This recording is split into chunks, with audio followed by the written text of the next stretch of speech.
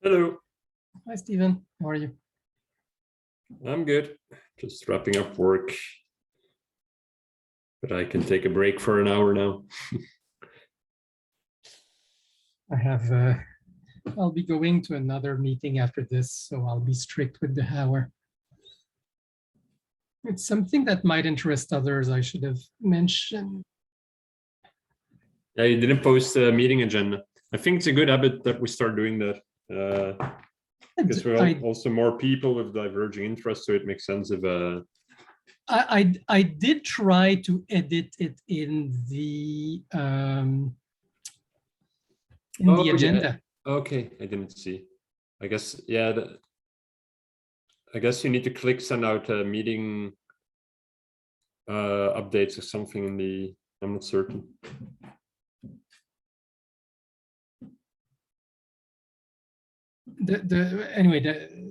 I checked with Felix that do tell me if it's visible for you, because I checked with Felix that it probably is. I just didn't get a notification. Let me see. Okay. Wrong calendar.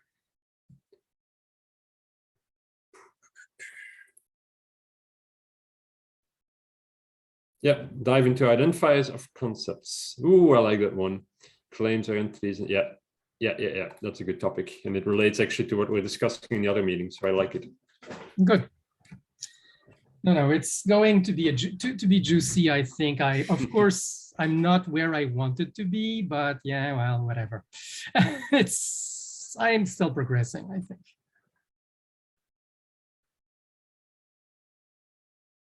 Let's see who's there.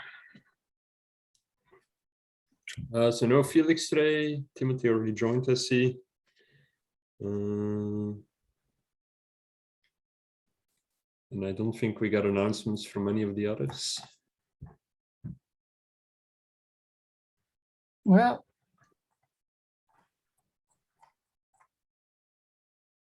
I'll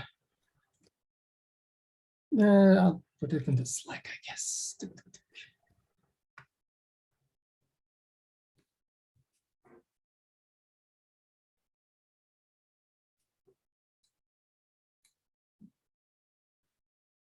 Okay. Which one is that? That's Infranodus. They're doing kind of a mix of Rome and NLP, and I think it's interesting to see what they're doing. It's a bit peripheral for some of you, but it may interest others.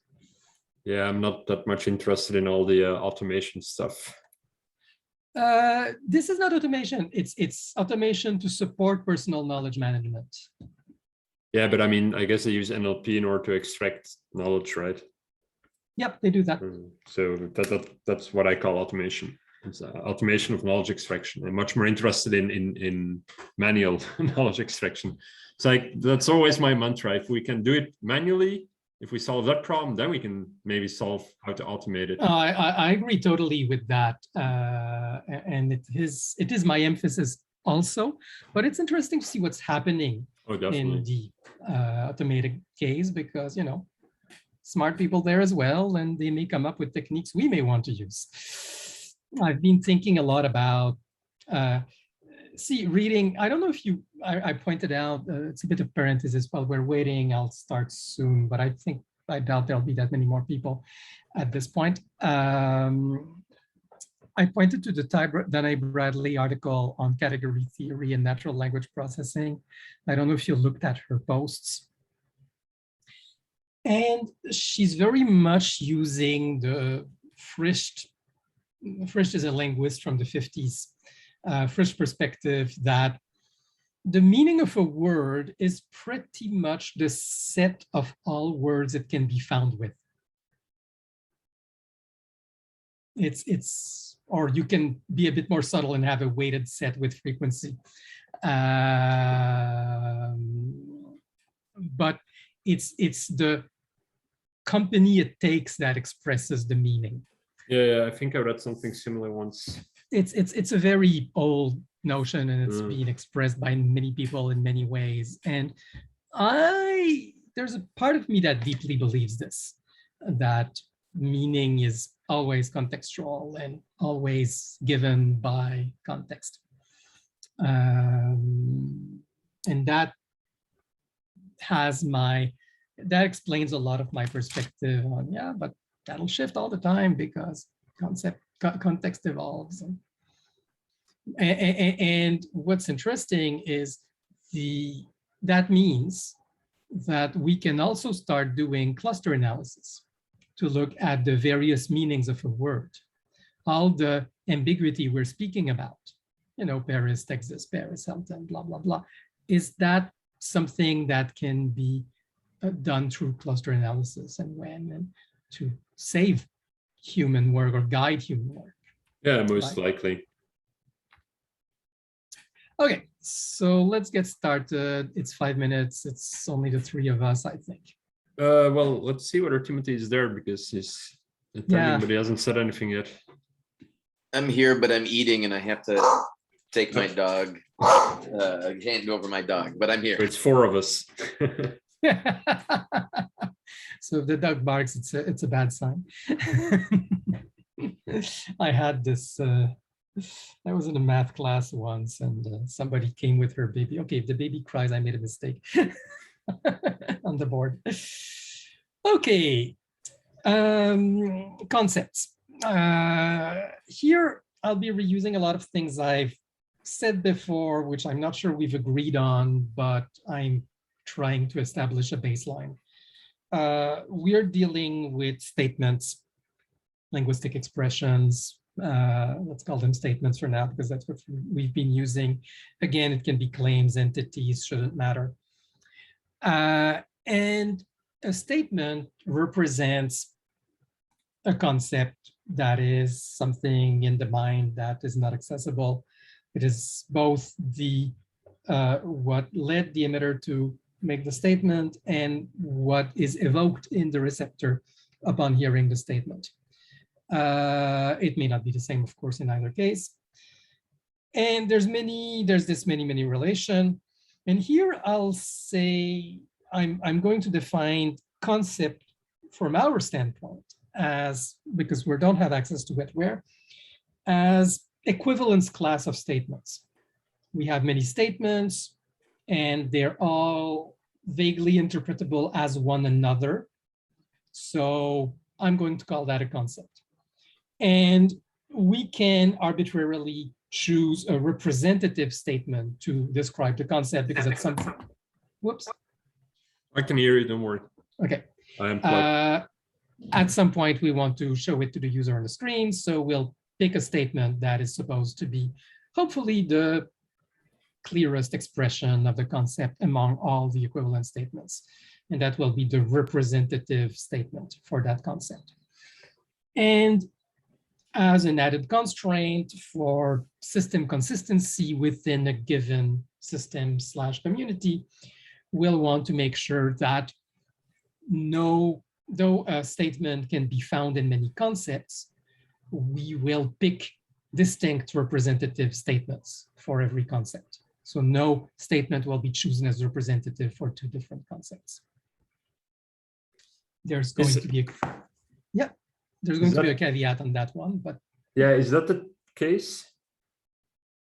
Oh, you mean that a statement will be made less ambiguous if it would otherwise stand for 2 different concepts, or? What I'm saying is a concept is represented by a bunch of statements, more or less appropriately, right? Some statements express it better than others. I'm claiming it should be possible to pick for each concept one representative statement that we will choose for concept display, such that we never pick the same representative statement twice. So the same statement. No, okay, I got it. So the same statement might occur in multiple concepts, but not the representative one you pick as, yeah, okay. Not be the representative pick for multiple concepts. That makes perfect sense. I think that makes perfect sense. My only hesitancy, my only caution with that or concern would be, like I don't know, and I don't know if we can prove it, or I don't know, what to do with this, but is it possible that you have best representation for two different concepts is the exact same statement. I know that you can disambiguate in two ways, right? You can disambiguate by defining a term, or you can disambiguate by adding more words to the statement, right? So, you know, I would guess that when you have a collision where kind of the quote unquote best way to say the concept would be identical for two, you could resolve that problem by making the second one more wordy, right? In this sense, like my only problem is from the reader perspective, where you know, especially when you're talking about scientific concepts, it could just be too many words to parse through at some point. It's not I don't think it's a theoretical problem, but it's a perfectly valid pragmatic problem. Will we end up with representative sentences that are too wordy?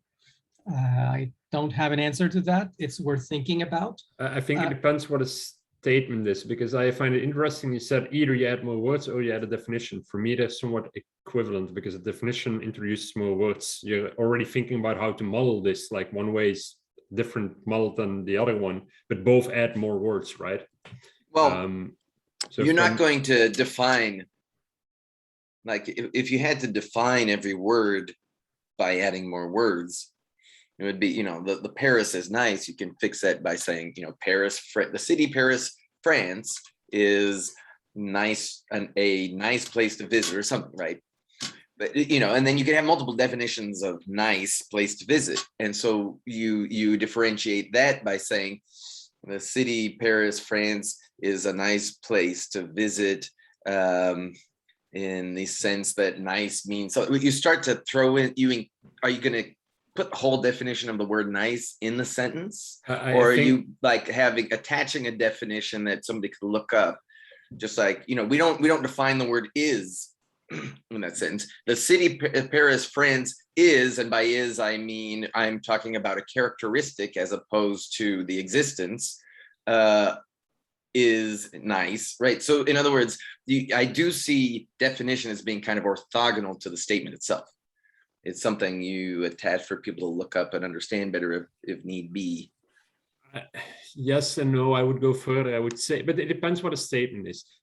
Assume Paris is nice, could be one statement. Paris is nice with Paris, an attached definition to it. The city is another statement. If you have these two statements as a collection for one concept, being Paris, the city is nice, then you can always say that Paris is nice with the attached definition of Paris, the city is the preferred one, because it incorporates a definition, whereas the other one uses plain text. That, I mean, all I'm saying is that sometimes distinguishing definitions are simple to throw in there, like the city Paris, France. And in other cases, the distinction is so subtle that you would need a paragraph or something in order to distinguish the two. And I don't want a claim to be a paragraph. But what the consequence and what I was saying, and you're right, it's something to take into account, is maybe the identity is not given by the preferred expression, but preferred expression plus definitions. But I'd be okay with that. I'd be okay with that, yes. Okay, are you saying that the preferred expression is only a piece of text? Because for me, it's, yeah.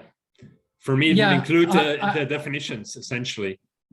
It would be the whole, because otherwise you cannot say that Paris is nice as one statement. And again, you haven't defined what it is. And Paris is nice with an attached definition of Paris, the city. I want to say that's the same concept. They can be represented by both, either just the text Paris is nice, or as a text Paris is nice with an attached definition to Paris. Or they're both statements for the same concept. I wouldn't say they are the same concept, but they are statements for the same concept. Yeah. And we would want the one second, with definitions to be more representative, because it's clearer, it's more blah, blah, blah. I would just argue the definitions are included in the statement here. That's I essentially think what you're doing. Interesting. It's not what I was doing. I was using it as a piece of text, and I'll dig deeper into that. And you're right, there's a problem there. let me go a bit further in this, but wait, let me just pause here again with because we're talking like you're saying you understood statement as being more than just the text, right? Otherwise, the concept and I understood for me it being doesn't work. right. I understood it as being the text that varies, and this is what gets into it's maybe modeling, but my assertion that it is the disambiguation that wouldn't change from one to another statement of a piece of text. In other words, you would have what wouldn't change for the concept is the disambiguation structure, and you could swap out different text statements, declarative sentences. In other words, the cluster that represents the concept is the cluster of declarative statements, right? The cluster of declarative statements, but the disambiguation would be constant throughout all of these. I don't know right? what that means. I think I understand it, and I even agree. The idea is if you have Paris is nice unadorned as one of the statements for the city Paris is nice, for a concept, which is the same concept as Paris is a city is unadorned. They're both statements. One is adorned, one is unadorned. What I think Tim is saying is, for example, we could have, that's one way of thinking about it, but another way of thinking about it is Paris is nice unadorned.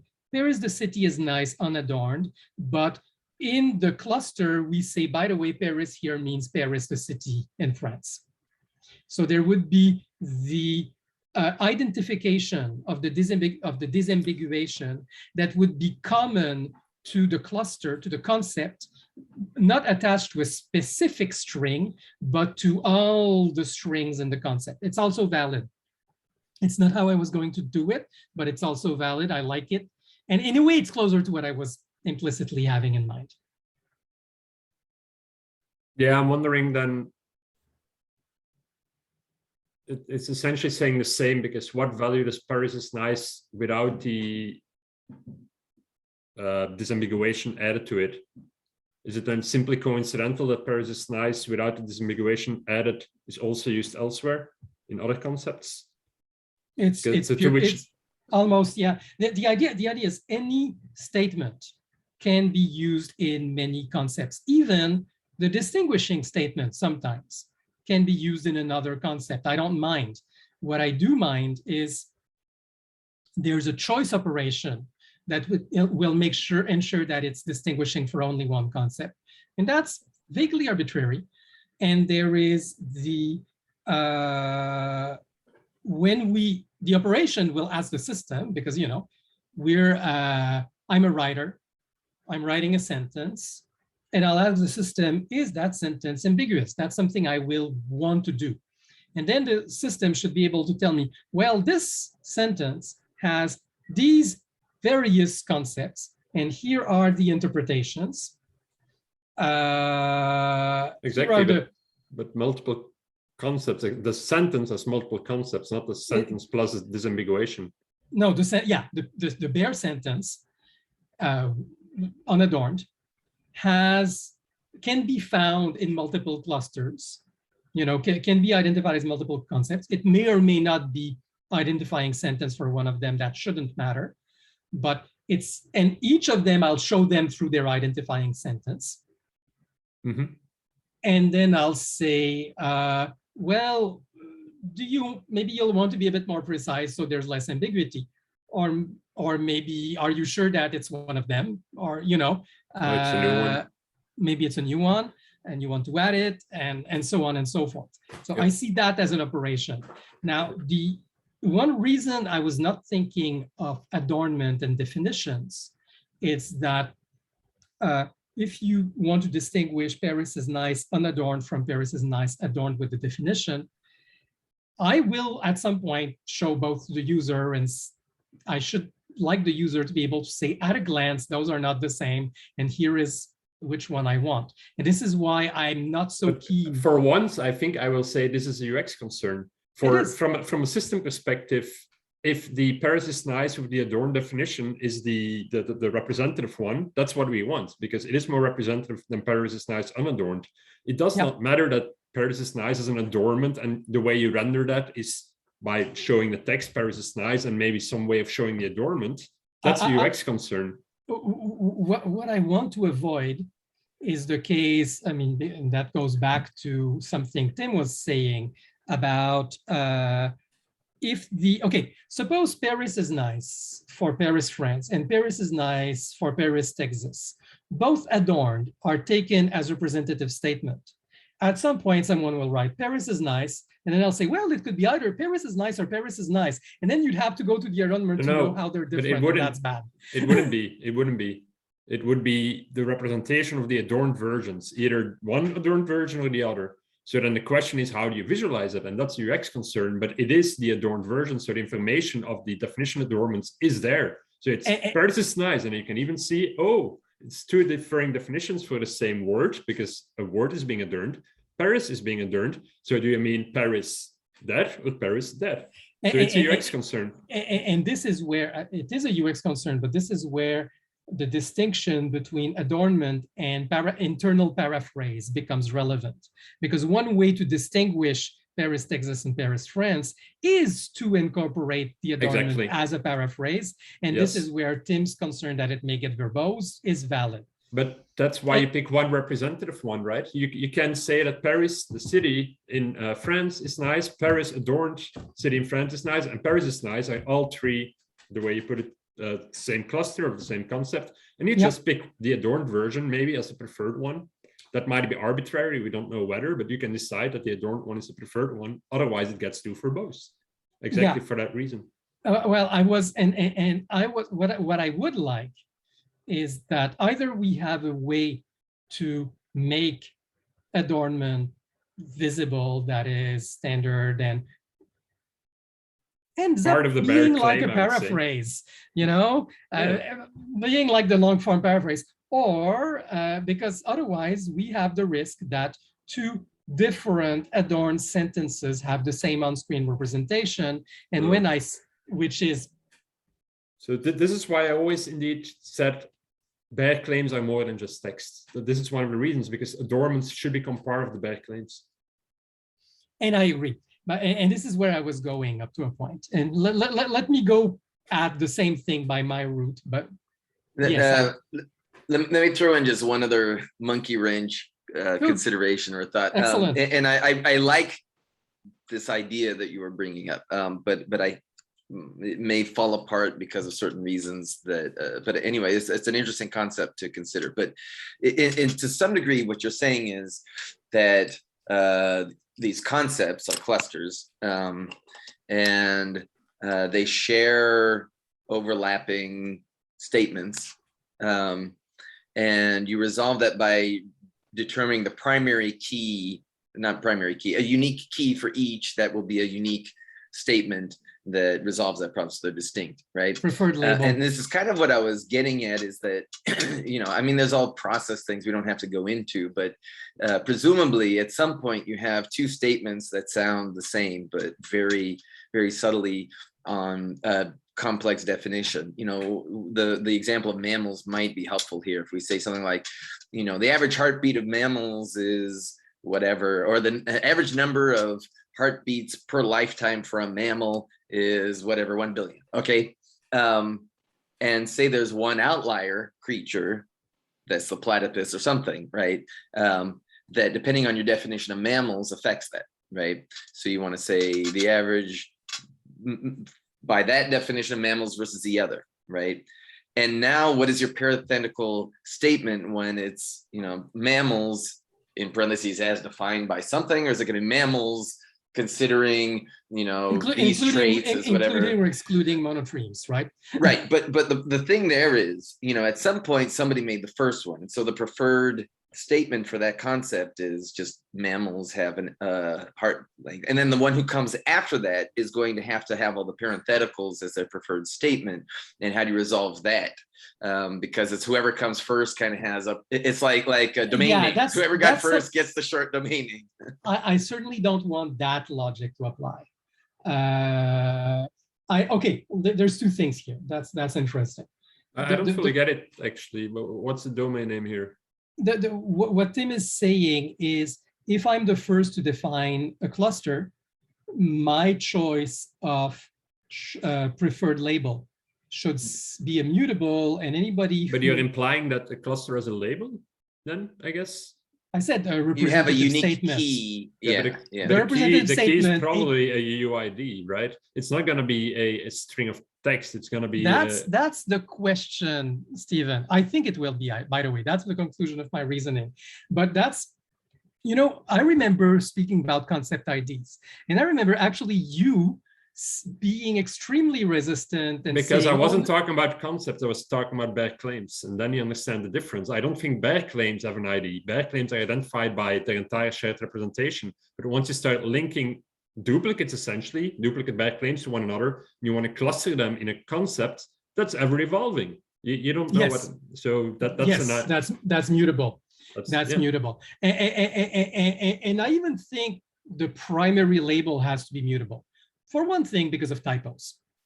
There's no, if there's a typo, we want to correct it. That means just only for that reason, the preferred label has to be mutable. But the primary label would be the textual representation of the preferred representation. Yeah, that's what I'm saying. Yes. Yeah. Yes. But I think those can overlap. I don't think those are unique. I think it would be a useful design constraint if they were unique, because precisely. Yeah, then you run into Timothy's problem indeed. So if that's the discussion, then I can follow. Yeah, because the at some point I'll want to be able to, you know, somebody puts in an ambiguous claim and asks, is that clear enough? And then the system says, well, here are 3 different interpretations. I want them to be visually distinguishable. Yeah, but you can do that through the adornments. So that's why it's a UX concern. If you want to say, well, even before that, you want to be able to just show it as text, which is a valid requirement. I think that makes perfect sense for quick representation, that you don't want to show all the adornments. But then I don't see why that should be unique. Okay, I see what you're saying. And that is an interesting, it's not how I was thinking of it. And I'm open to that. Maybe we want to say, here is, Paris is nice can be understood as Paris is nice, and then maybe in a subscript below, Paris is Paris, France. Or on Hoover, or so many. I mean, that's well, no, Hoover. See, the at a glance matters. I don't want Hoover. But that's a UX concern. Well, that's a UX concern, but it is is that the adornment is there and the information is ambiguous between other Paris is nice. That's. I mean, we can talk about UX later. I think that doesn't matter at this point. Yeah, but I'm saying, sorry, you're the one always bringing UX, and this time I am. It's that at some point we want this to be legible by someone as language. Yeah, and I agree. I would argue Paris is nice is a nice example of one where you could argue, well, that's too ambiguous to label as such. So you could say Paris, the city in France. But I'm happy to say, like, and there's all kinds of ways to resolve that. Like, for example, we could say label the anyone but the most common, right? Paris is France is most common, but that requires number gains, right? But Paris is France is the most common, Paris, Texas is less common. So we'll put the adornment, or we'll put the paraphrase on the non-most common. There's a way also, if there's, and this is where it gets interesting, if we have definitions, like the other piece of the puzzle I was going to bring in, again, I was going to bring in another way, but I think it's time to bring in, is distinguishing claims, right? If you have, what's the difference between this definition of mammal and that definition of mammal? Well, including monotremes. Or including viviparous versus milk-producing, and those kinds of things. What is the claim that creates the difference between the two definitions? So we could say the claim here is Paris is in France, Paris is in Texas. So we could highlight them as these are the distinguishing claims between the adorned versions. And then it doesn't matter as much if the adorned version have the same bare linguistic representation, I would say as long as we display the distinguishing claim alongside. But the distinguishing claims, I would argue, are adornments. That's absolutely true, but are all adornment distinguishing claims is absolutely exactly an interesting question. But because I don't see the need, given indeed that stuff like that is possible with adornments, we can decide however to design them. Those are later discussions we do seem to have some agreement on. But why does it have to be unique? That preferred label, there is no real, I fully understand, and that's something I haven't thought about before. So it's interesting you brought it up at the start of the meeting, that there needs to be one unique representation per concept. That makes perfect sense, because then the unique representation,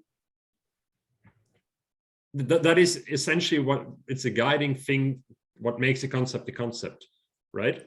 And that's what that unique totally per community matches. Yeah, well, that totally matches my goal for canonical claim, right? Which is finding the unique key for it. Yes. Right? Yep. Unique per community, and I know we'll disagree on that, but I agree. If CDL is a community, CDL's goal is to have a unique one, and I totally agree with that. It's absolutely a goal. With that assumption that there is a unique one, that there is a chosen representation that is unique across all concepts, why is there a need to have a unique textual label for all concepts? I don't get that part. Oh, sorry. I think we may have misunderstood one another.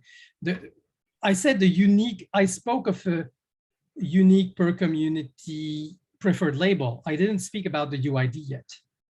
No, sorry. Why is the label the same than the preferred statement of a cluster? Yes. Preferred label, preferred statement. Yes. Okay. The same. Okay.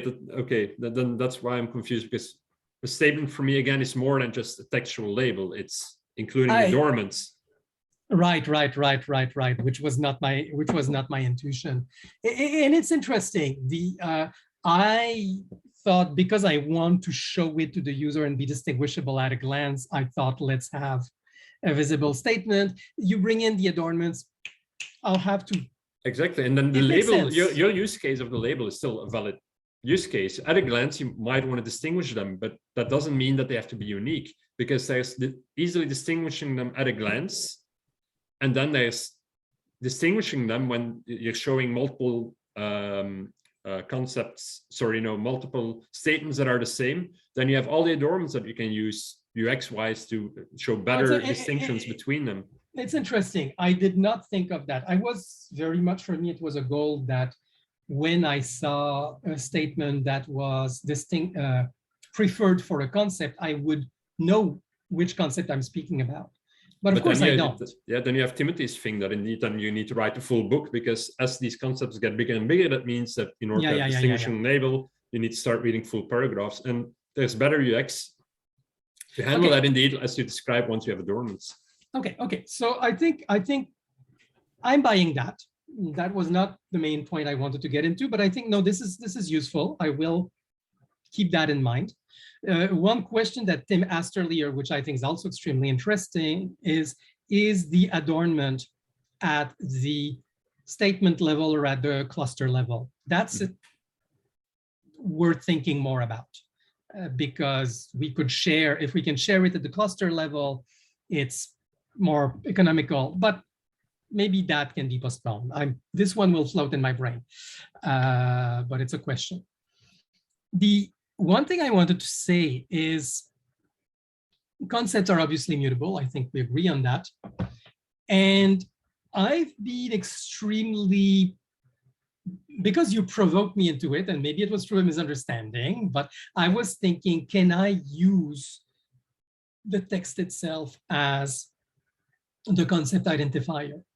And I think not. I think I need a topic identifier, which is a UUID or whatever, because among other things, when a concept gets split because a new distinction gets established, and now sometimes distinctions don't split the concept, in the sense that I'm trying to find a good example. Okay, let's say my good old climate change with or without ocean acidification, right? That's a distinction, but the concept of climate change that is not aware of the distinction can still be used. It has not become invalid because the distinction exists. Whereas, trying to find another example, I don't know, the mammal is a good one. Yeah, it's not a clear distinction.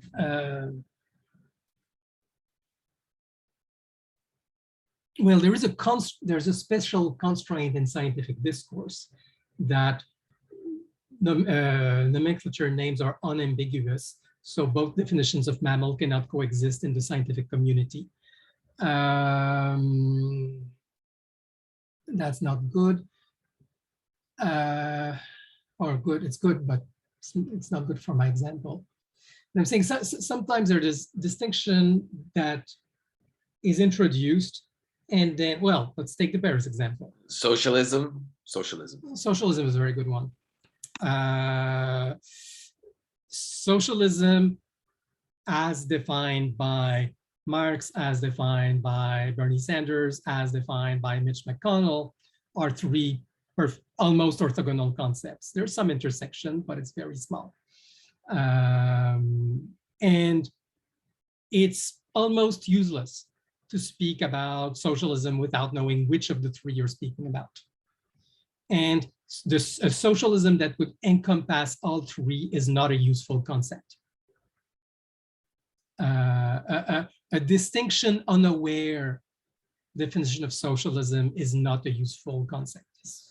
And as such, if I was using socialism in an unaware fashion, and then I'm told, hey, these people are using it in a totally different meaning, and I was pointing, adorning with the old concept that was pre-distinction, I want to know that this concept's obsolete, and I want to update my adornment to use one that is aware of the distinction.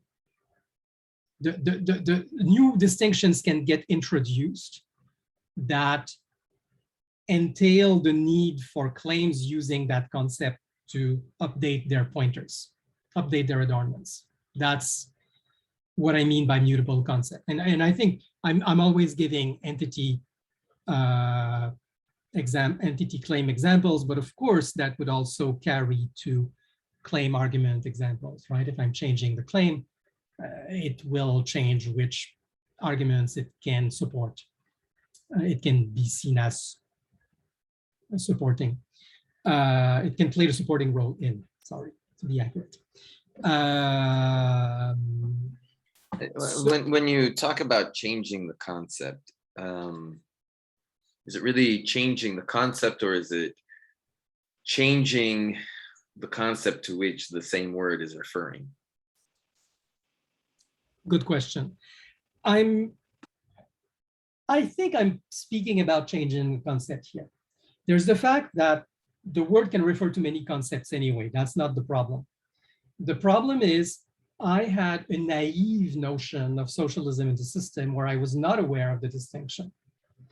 And as my thinking on socialism evolves, I realized that maybe sometimes I could still use the old naive notion alongside the new, more precise notions, or maybe not. And in that case, that means that anything that uses the naive, I'm saying the naive notion is obsoleted, and any claim that uses the naive notion has to use one of the post-distinction notions because the common abstraction is useless. Like Paris. Like Paris. Yeah, I would agree. You can always point back to the original concept, right? You can say, feminism as it was understood in the 19th century, right? The concept of feminism has changed, but that concept I would say is still there. We just don't, Yeah, And it's that- not in and common that's use perfect- here. You just refer That's to it. perfectly valid. Yes, yes, yes. but the Uh, concept would get marked as please don't use this essentially, but the concept would say there, but it would say like, this is too ambiguous to be useful or something, and use either Paris a city or Paris a person or whatever. Yeah, no. But yeah, I agree totally with your example, Tim. I think that concept evolution doesn't always, like sometimes obsolete concepts need to remain as such, as, here's the historical understanding of X. And we have to know, and I think a lot.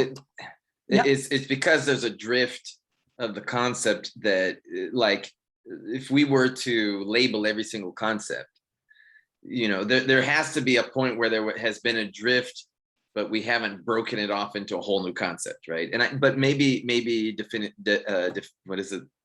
Definitive definition claims.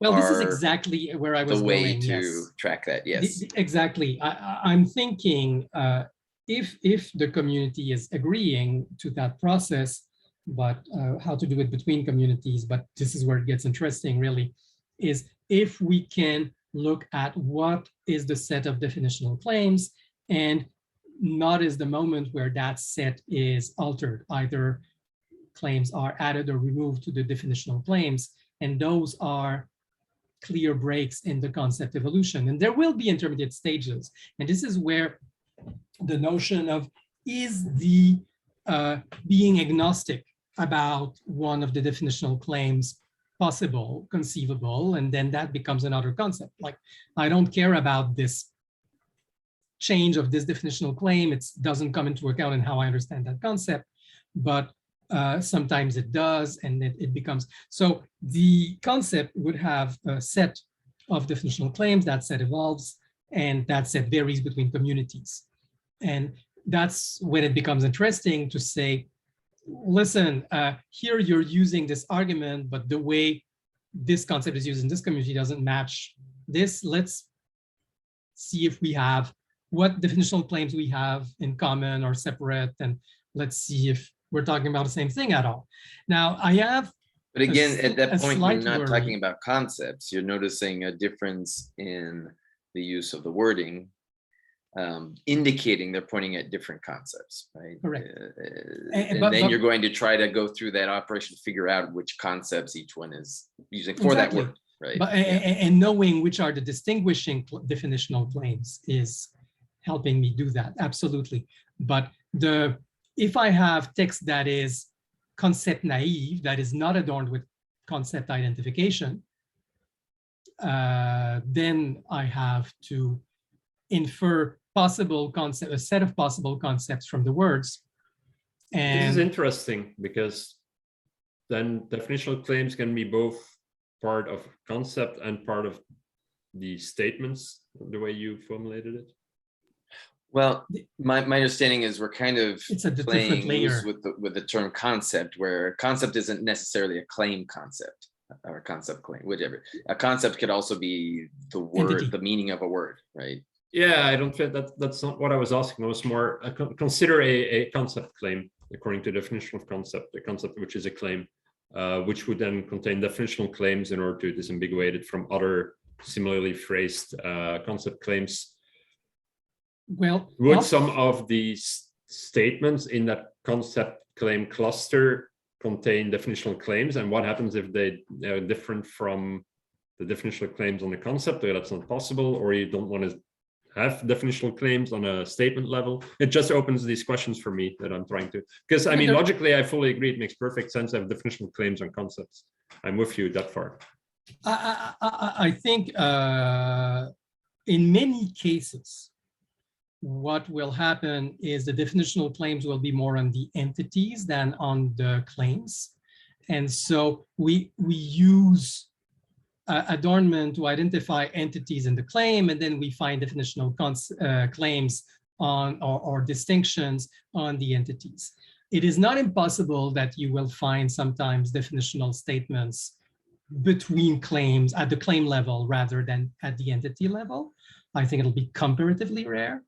I'm not sure if I can think of any example I certainly see it as possible, but I have not thought of an example that does not collapse to the entity level yet. So I'm agnostic about that at this point.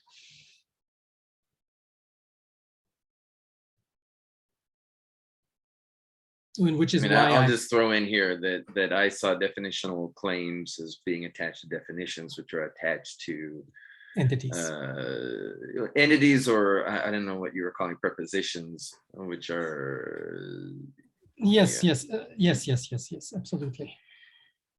There, but it's not entities exactly, but yeah, prepositions are also, but subclaim level still. Right. Yeah, but I think it is possible that there will be. I think a very interesting example is your the pandemic. The lockdown will have more economic cost. Yeah. This one, some stuff happens at the entity level, but some stuff happens at the global plane level, I suspect. It would be interesting exercise to break that one down. Yeah. But yeah, it's hopefully we can do it at the atomic level most of the time. It would certainly be nicer. So yeah, so that means we have concept IDs. It does mean we have mutable concepts. And then I got see, I'm still disagreeing with the mutable concepts. Okay, interesting. I think it's fairly essential. I mean, at a bare minimum, disregarding what we talked about the last half hour, I think concept is nothing more than all bare claims that have been identified as duplicates of one another. And of course, you can always find new duplicates. How else, if it's not mutable, in that sense that the cluster can receive new additions, then each time you add one, you split off to a new concept. And isn't the whole point of defining one bare claim as a duplicate of another to model the concept? Yeah. Yeah, I don't believe the concept should be identified by the collection. Right. No, it would be identified by a unique ID. Indeed, that's what McIntyre said before as well. Yeah. Right. No, but in the same way that a claim should not be uniquely identified, an immutable claim should not be no longer considered immutable if you can add arguments to it, right? It's set of arguments. That's not true, because the argument is not included in the bare claim. Huh? The arguments are not included in the bare claim. And Tim is saying that the cluster components are not included in what Tim is arguing for, and I understand because I'm still struggling with that one, is there a core of the concept other than its set of statements? The wetware, but what? The wetware probably, but you can't model that.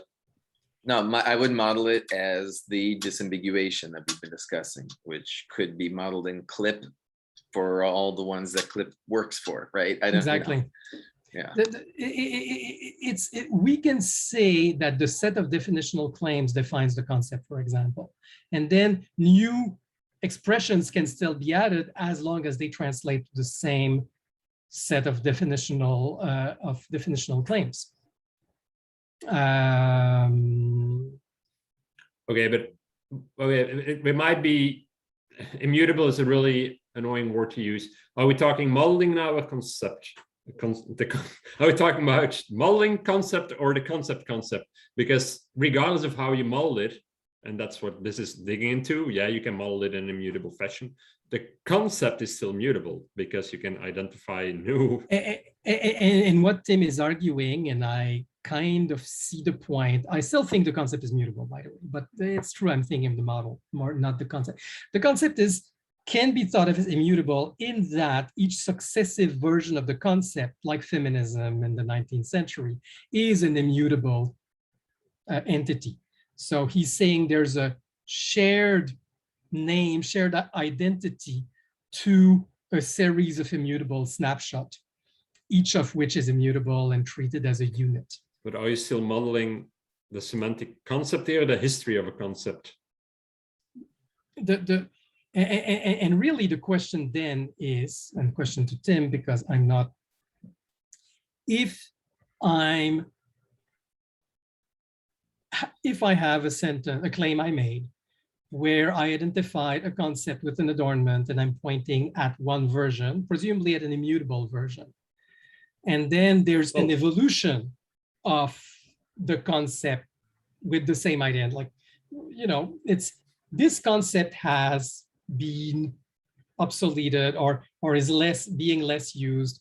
Do I want to update my claim? Do I want to be made aware this concept is losing currency?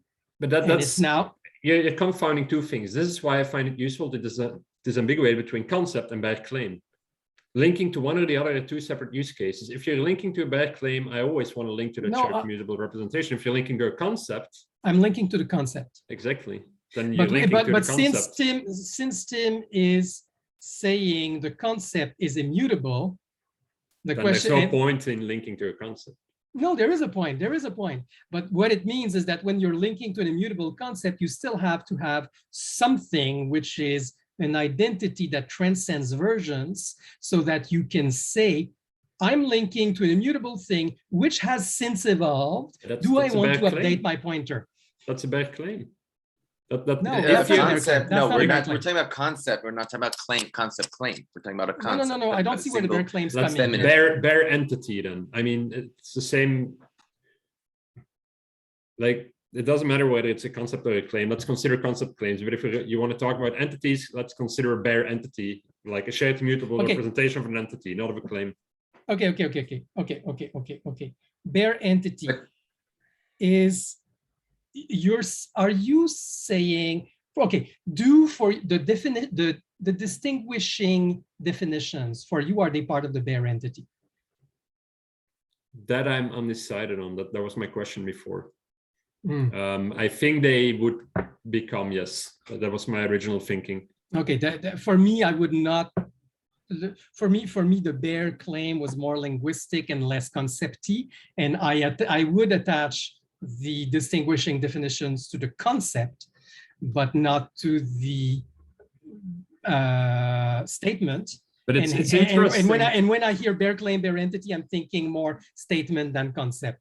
But we may differ here in what we understand intuitively by bare, even though we've agreed on the definition. So we had examples before where we had Paris, just only the text Paris, and Paris, the text Paris, as well as a definition city in France. Not the text Paris, a city in France.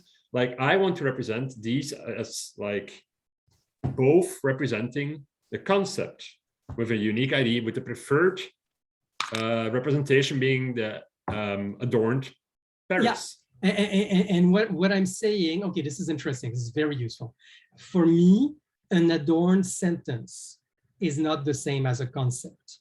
And it's not even the core of a concept.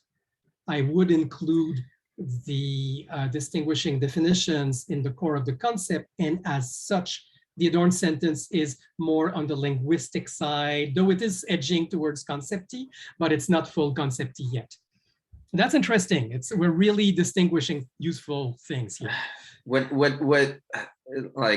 I'm struggling with a visualization of this, and like, this is a very important idea now for me. Yes, I'm working through live, but it seems to me the definition of, or the unique nature of a concept, which is a definition or whatever, is the collection of definitional claims about it, right? And this concept drift, as you're calling it, where feminism changes over time and maybe from person to person and all that. What's changing, especially if you watch it drift over time, is that the definitional claims it contains drop off one by one and new ones are added. And the question here is, are we tracking this one thing in all its things as one thing? I think they're connected by the same word. They share a word, right? They may share, and you may have to distinguish them by different words. So we're repeating the problem with claims and statements here in the concept area, right? Because the name feminism will keep going over history, but yet definitional claims drop off and are added on, and it depends on the person. But you can refer to each cluster of these as its own thing. You need to be able to link this cluster, and that's what I consider immutable. When they drop off, it's not the same thing. It's not the same concept. It both is and isn't. I agree with you first that it exists as an immutable thing, and we need to be able to keep referring to it as an immutable thing. Well, that for me is a bare claim or a bare entity. Okay, that's and for me that's the whole purpose of the definition of bare entity. Okay, for me that's not a bare claim, and we'll revisit that. For me, that's because bare claim, the examples we had included adorned statements, and for me, adorned statement is more than that because it also includes the distinguishing definitions, which were not for me part of the bare claim. Sorry, can you repeat the last part again? Yeah. For me, the adorned statement, which we agreed fits in the bare claim definition, is not enough to define a concept. I also want to add the distinguishing definitions. And those for me were not part of the bare claim as I understood bare claim. Now, but maybe a misunderstanding. Distinguishing from, I think it can be part of the bare claim. And that's what you link to. That's the immutable thing that you want to keep forever. If you link to it, that's what you link to. And for me, a concept is mutable. So in scenarios where you want to link to something, it's not useful. In scenarios where you want to work with a canonical representation of a concept, you want to link to the concept. But that requires a community. Okay, let's go back to this because I'll take it from another angle. I see what you're saying. I suspect I agree, but let me take it from another angle because I was beginning by partly agreeing with Tim that it's important to be able to point to an immutable snapshot. I think we all agree on that. I think we all agree on that. But on the other hand, I do think that the evolution with all the meanders and divergence and convergence of the concept identified by the word feminism, for example, it's a good example because it evolved a lot and there's so many subcurrents. Yeah. It's like socialism. I think we also agree on that, but we're talking about the language of stating that essentially. Yeah.